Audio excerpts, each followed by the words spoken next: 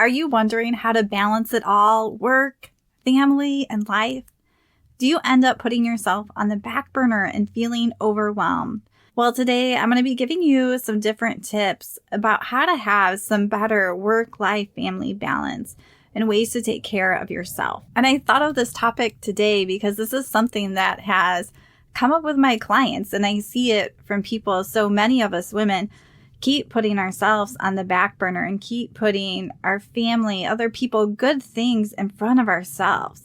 And we have to really step back and take a look at this. And if you guys are looking for some extra support, I encourage you to set up a call. Really, there is so much power in having a coach and a personal trainer able to provide you with accountability and support so you can stay consistent.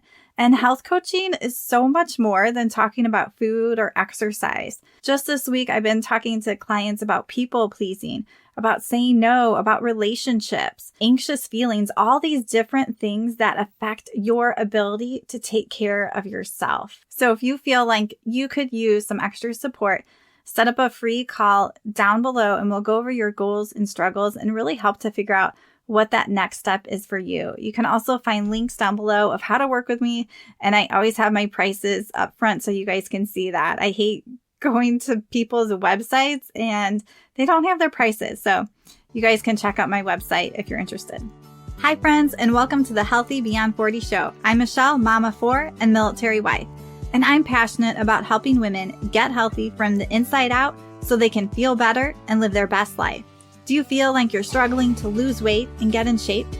If you're ready to develop healthier habits, exercise consistently, and lose weight sustainably, then you're in the right place. I combine my expertise from my doctorate in physical therapy to my experience as a health coach, personal trainer, and yoga teacher to bring you actionable steps for a healthy lifestyle. No magic pill here, so lace up those shoes and get moving. All right, so let's dive into it today. I'm going to give you guys some tips, and this is something that I'm always readjusting and reassessing. I'm not someone who has it all figured out, and it's always great. And I think it's like this for most of us. Things start to feel a little off balance, and then if we can pause and readjust and reassess what we need, we can get back into a better balance. And also, when we're talking about this life balance, it's not like a teeter-totter where it's going to be completely balanced. It's going to sway a little bit, and that's okay. So we shouldn't expect a perfectly balanced life like we got it nailed. But we want to make sure that we do have some balance and that we're able to take care of ourselves. So one thing that really helps to bring a little clarity is really knowing what your purpose is in life and your passions and the season you're in right now. And so when we can come back to that, that really helps us to guide what we should and shouldn't be doing and where our priorities should be.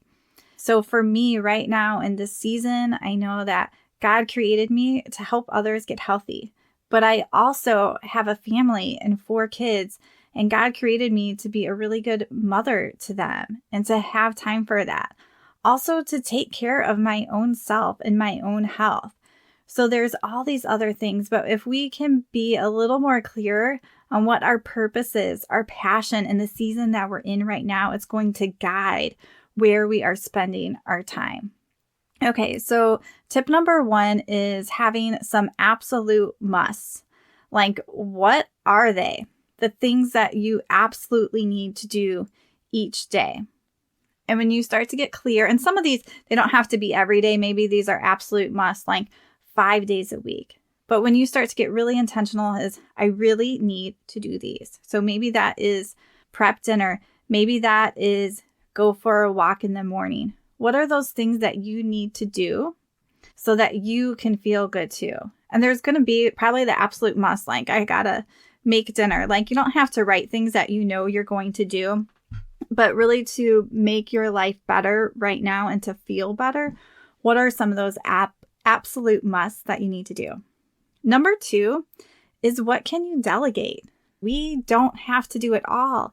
And I don't even know where it seems like our society has gotten so off track, especially when it comes to women, is now women are not only still in charge of the kids and running their household, But a lot of women are also working on top of that while still taking care of the kids and the household. And now we have kids in all these activities, different things that are popping up for them. And it's a lot. It's a lot. So really thinking about, what can you delegate? So what chores can I give my kids? For example, my 6-year-old, we have this chopper thing that we chop like carrots and celery in, like when we make soups. You put it in and you like push this plastic piece down and it chops it up into like perfectly little cubed things. But my 6-year-old has been helping me with that on the weekends because I like to prep a couple soups. So I have a couple easy, healthy meals ready. And he enjoys this. There are also things that I delegate to my husband, and it's like solely his thing to do. He does the dishes, like he'll unload the dishwasher. It's his thing. And so thinking of people in your life, like what can you delegate and give to someone else? Or maybe you're going to hire someone to do something because we just honestly, most of us have too much on our plates. Number 3 is, what are the most important priorities? So we have those things that we absolutely must do, but then we need to really prioritize. Like, what are those high priorities and the things that you need to do? So if we have like a master to-do list, we need to be able to sort of rank those priorities on that list. So knowing, highlighting, or it's an online system management that you might have, but marking those things that are the high priorities that you must get done. Because when we see a list of like 10, 20, 30 things, that's really not helpful to us at all. But maybe when I have a list of 20 things and I see that 2 are highlighted, that those are the most important things, high priorities, when I have some time, I'm going to go to those and get those done.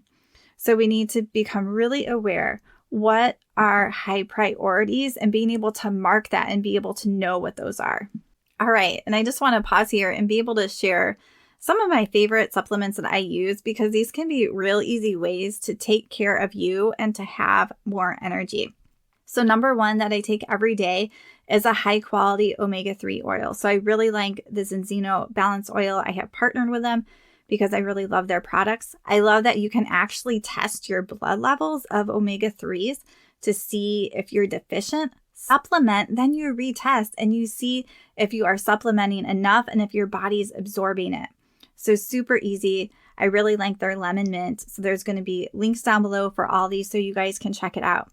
Also by Zenzino, I really like their multivitamin plus immune support. So it's not just a multivitamin, but it has this extra immune support in there, like beta glucans, olive leaf extract. And there's really different ones that really help to boost my immune system.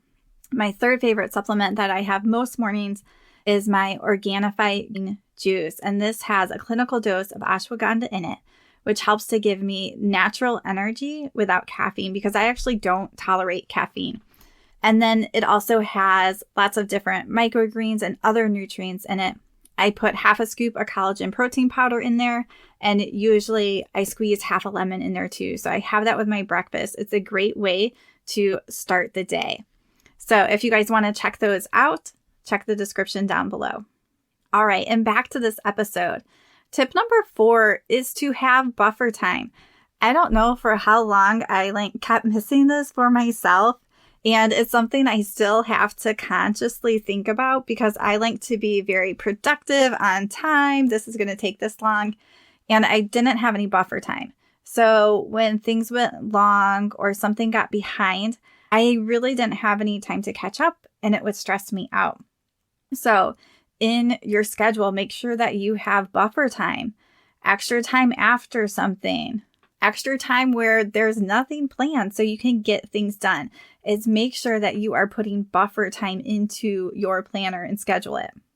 Number 5 is learn to say no. So for those people who are my people pleasers, and it's a great quality to have in a sense, because it probably means you're really kind and you're empathetic. You're probably a great friend, but also you can still be all of that and say no to people, to really be able to feel confident in yourself, to be in tune with yourself, and to be able to politely tell people no. I like to think of like a compliment sandwich, like, oh, I would love to do that, or some type of compliment to the person, but I can't do that right now.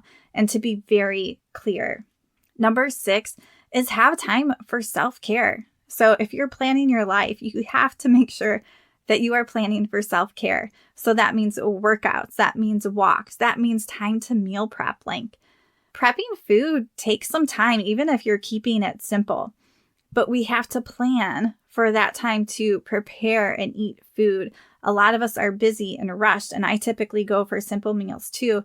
But we need to know that preparing and prepping food is part of being human and needing to consume it, and just having the time to do that.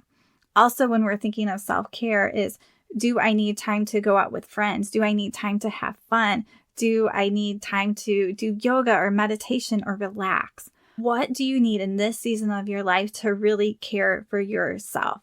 And number 7 is, what are your time wasters? So what are you wasting time? Because most of us don't have enough time. I don't know about you, but I would love more hours in the day, but that's not going to happen. So we have to really think about, what are we wasting our time on, and what are we doing that we really don't need to? So some of the stuff, it's not even exactly wasting our time, but there's other higher priority things, and there's just things that we need to let go of. So really deciding those things, seeing what they are. Obviously, phone scrolling, or I like to Google a lot and find out some information, figuring out what your time wasters are and minimizing those, getting rid of, trying to do different things so that you can be more intentional with your time. All right, so I'm going to give you a quick recap of these 7 tips, and I want you guys to think of, what do you really need to focus on? Because it's not something I want you guys to do all of these, but really think, what is that thing I probably need to work on? And maybe write it down. Or maybe you're like, I do need to work on this, but in all honesty, I'm not going to. Put it on a sticky note in your planner for a few weeks from now and come back to it. All right, so tip number 1 is, what are your absolute musts? Tip number 2, what can you delegate? 3, what are your high priorities? Being able to rack and stack those tasks that you have. 4, do you have buffer time? 5, learn to say no. 6 is have that time for self-care. And 7, what are your time wasters? All right, guys, I encourage you to head to my Facebook group, Healthy Beyond 40, and share which one of those you need to work on. I would love to hear from you, and it will also inspire other people when you guys share, because we really need community and connection around getting healthy, because most of us don't have that. So take advantage of that group. The link will be down below. All right, friends, keep on moving and have a good week.